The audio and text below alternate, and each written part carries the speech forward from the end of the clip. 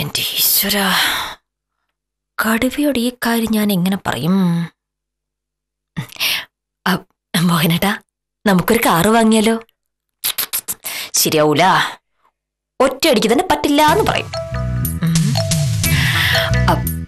മോഹനേട്ടാ, ഇക്കാലത്തൊരു കാറില്ലാത്തത് അന്തസ്സിന് കുറവാണെന്ന് മോഹനേട്ടൻ ആലോചിച്ചിട്ടുണ്ടോ? കാറ് വാങ്ങിയിട്ടുള്ള അന്തസ് നമുക്ക് വേണ്ട.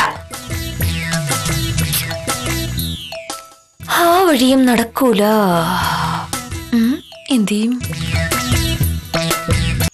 എനിക്ക് തോന്നുന്നതേ, ഈ നാട്ടിൽ 10 പൈസ പോലും കൈക്കൂലി തോന്നാത്ത സത്യസന്ധനായ ഒരേ ഒരു ഉദ്യോഗസ്ഥൻ എന്റെ മോഹനേട്ടനാണെന്നാണ്. സദാനന്ദ സാർ എപ്പോഴും പറയും, കണ്ടു പഠിക്കുകയാണെങ്കിൽ മോഹനകൃഷ്ണനെ കണ്ടുപഠിക്കണമെന്ന്. സാറിന്റെ പരിചയത്തിൽ ഇത്രയും മാന്യനും സത്യസന്ധനുമായി വേറൊരാളില്ലാന്ന്. കഴിഞ്ഞ ദിവസമേ സാർ ഓഫീസിൽ വെച്ച് പറയുക, എല്ലാവരും അവരുടെ കുട്ടികളെ ഗാന്ധിജിയെ കണ്ടുപഠിക്കണം, നെഹ്റുവിനെ കണ്ടുപഠിക്കണം എന്നൊക്കെ പറയുന്നത്. പക്ഷേ ഞാൻ എന്റെ കുട്ടികളോട് മോഹനകൃഷ്ണനെ കണ്ടുപഠിക്കണം എന്നാ പറയുന്നത്. പിന്നെ നീ പറഞ്ഞു ഞാൻ പരമേശ്വരൻ സാറിനെ പോലെയാണെന്ന്. അപ്പോ ഏകദേശം ഉറപ്പായി.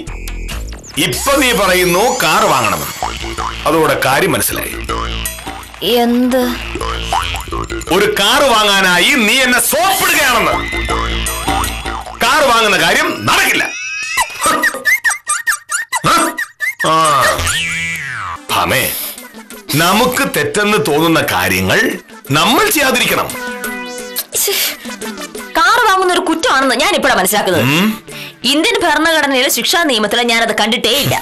നീ ആകെ അങ്ങനെ 2 പുസ്തകങ്ങളെ വായിച്ചിട്ടുള്ളൂ എന്നുള്ളത് എന്റെയും കുറ്റമല്ല. ഞാൻ ഒരു ഉത്തരവാദിത്ത ബോധമുള്ള പൗരനാണ്. ഇതിൽ എന്താണ് മോഹനയുടെ ദൂർത്ത്? മോഹനയുടെ ഒരു വില്ലേജ് ഓഫീസർ അല്ലേ, ഞാനൊരു വക്കീലും. നമുക്ക് മാന്യമായ വരുമാനമില്ലേ?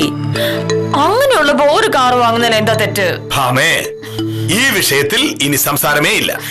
ഞാൻ കാശ് തന്നിട്ട് കാർ വാങ്ങാമെന്ന് സ്വപ്നം പോലും കാണണ്ട. ഒരു കാര്യം നടക്കില്ല എന്ന് കെ മോഹനകൃഷ്ണൻ പറഞ്ഞാൽ അതിന് നടക്കില്ല എന്നൊരൊറ്റ അർത്ഥമേ ഉള്ളൂ.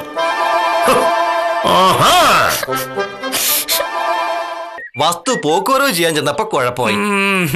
എനിക്ക് കാര്യം മനസ്സിലായി. മോഹനയുടെ സാറ് ഉടക്കിട്ടു അല്ലേ? അതെ, പോക്കുവരവ് ചെയ്യുന്ന പ്രശ്നമില്ലെന്ന് സാർ തീർത്തു പറഞ്ഞു. എങ്ങനെയെങ്കിലും ഈ കുരുക്കിന്ന് തല ഉരിയില്ലെങ്കിൽ ഞാൻ പെട്ടുപോകും ഉത്തമ.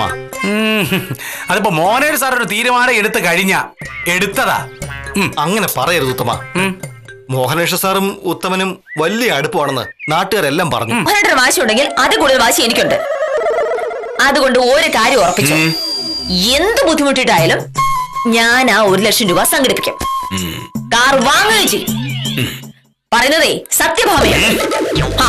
നീ 1 ലക്ഷം രൂപ ഉണ്ടാക്കണമെങ്കിൽ ഒന്നുകിൽ കള്ളനോട്ടടിക്കണം, ഇല്ലെങ്കിൽ മോഷ്ടിക്കാൻ പോണം. പിന്നെ പണി വക്കീലില്ലാതുകൊണ്ട് ഇക്കാര്യത്തിൽ സഹായിക്കാൻ ധാരാളം പേര് കാണും.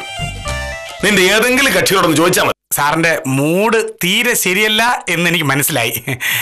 അതുകൊണ്ട് ഞാൻ അങ്ങോട്ട് പോയിക്കോട്ടെ. ഉത്തമൻ വന്ന കാര്യം പറഞ്ഞില്ല.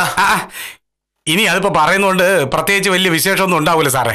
എന്നാ ഞാൻ പോയിക്കോട്ടെ. വക്കീലേ, അപ്പൊ കാറിന്റെ കാര്യത്തിൽ നിങ്ങളൊരു തീരുമാനമാക്ക്. എന്നാ ശരി സാറേ, ഓക്കെ. കാണാം. ഇതെന്റെ നിലനിൽപ്പിന്റെ പ്രശ്നമാ.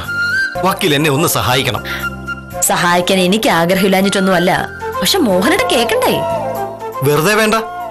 എനിക്കുണ്ടാകാൻ പോകുന്ന ലാഭത്തിന്റെ ഒരു പങ്ക് വക്കീലിനങ്ങ് തരും. സത്യം വക്കീലേ, ഇത് നടന്നു കിട്ടിയാൽ എനിക്ക് 5-6 ലക്ഷം രൂപ ലാഭം കിട്ടും. അതിന്ന് 1 ലക്ഷം രൂപ വക്കീലിനങ്ങ് തരും. വക്കീല് വിളിച്ച് പറയാതെ ദാമോദരനെ പോലീസ് വിടൂല.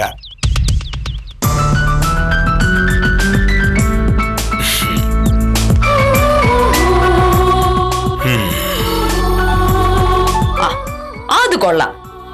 മോഹനയുടെ തന്നെയല്ലേ രാവിലെ പറഞ്ഞത് നമ്മുടെ നാട്ടിലെ ഈ കാലത്ത് ഏറ്റവും വലിയ പ്രശ്നം അഴിമതിയാണെന്ന്.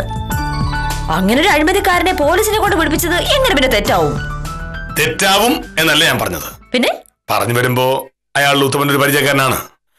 ഞാനും നീയും തമ്മിലൊരു തർക്കമുണ്ടായി എന്ന് ഉത്തമൻ പറഞ്ഞപ്പോ അയാൾ കരുതി അത്യാവശ്യമായതുകൊണ്ട് നീ ആ കാശ് വാങ്ങിച്ചെടുക്കുമെന്ന്. വാശി ഇപ്പോഴും ഉണ്ട്. വക്കീലല്ലേ വില്ലേജ് ഓഫീസറെ, വാശി അങ്ങനെ അങ്ങ് തീരുവോ?